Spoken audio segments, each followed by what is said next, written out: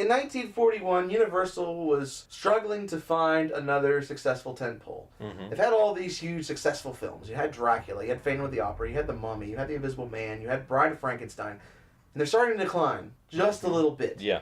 George Wagner took on another famous character in 1941. Yes, the Wolfman. The story of Lawrence Talbot as portrayed by Lon Chaney Jr. This would have really been a project that would have been up his father's alley, really and truly, with the makeup and everything else. 100% yak hair used in all of that, which is a very popular thing in Santa beards and other things. And I think it was a wonderful story. It really was. Beware of the moon. Bela's back. Claude Rains is back. These movies became a reunion in some ways with these types of actors. And it's just a killer script. It is. It's a wonderful script. And this newer version has nothing on the original. I actually enjoyed the later version with Anthony Hopkins and Benicio del Toro. But, again, Universal, it wasn't the standard that you set back in the day. No. The standard that was set in 1941 was perhaps a character even more tragic than the Frankenstein's creature. Oh, yeah. Someone who can't love, someone who's bitten by accident for doing a good deed. He was simply trying to help someone. Claude Rains, again. Claude Rains is another one of these actors who is often forgotten by horror fans, but this guy was Dr. Griffin in The Invisible Man. He was Sir John in The Wolfman, and later on he would do a wonderful performance as Eric, spoiler, spoiler, in the 43 version of Phantom of the Opera. Yes. But I love this film. And fortunately, you can see it on Blu-ray. This is another one that you get in that wonderful pack of the Essential Monsters collection. And if you haven't seen it in 1080p, do it. The restoration isn't as good as, say, Dracula 31 or Phantom of the Opera 43, but it's still solid.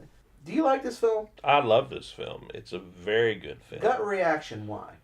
Gut reaction, why? The story. It's a gripping story. Like you said, it's a great script.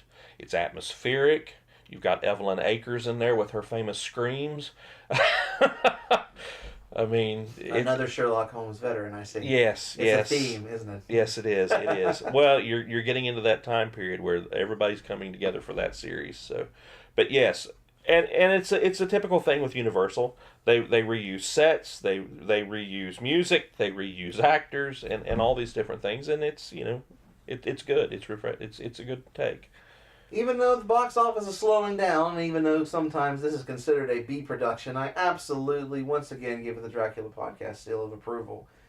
We touched on this just a little bit, but 2 years later, Universal wanted to bring the Phantom of the Opera back into the public venue. Yes. And actually, remakes aren't a new thing. Universal, perhaps, did it first, remaking their own property. In 1943, directed by Arthur Lubin, The Phantom of the Opera, starring Claude Rains. Talk about this film. It's different.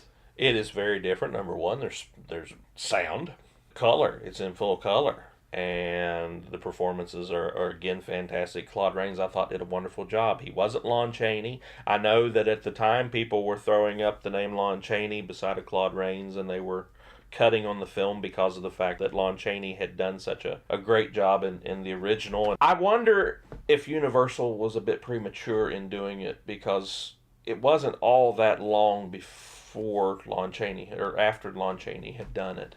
It was less than 20 years. Yeah. And audiences had very long memories because we weren't as interconnected as we are today. There wasn't as much to consume. We're in wartime also. Right. We're looking for more distractions. I like this film because it's different.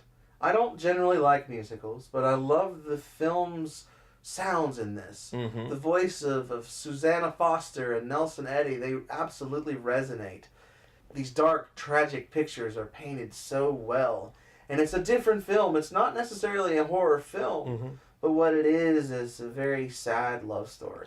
Well, the studio had the rights already, so why not do it? Huh? Indeed. Yeah. And this is another good film, another thumbs up. Yes. Another film that you can consume on the Universal Essentials Blu-ray. Another one. More value. In fact, For a Blu-ray set, this Universal pack is perhaps the best value you can get, period, when it comes to consuming film. It has a small book inside of it. It has 9 different films, and they're all restored with complete care.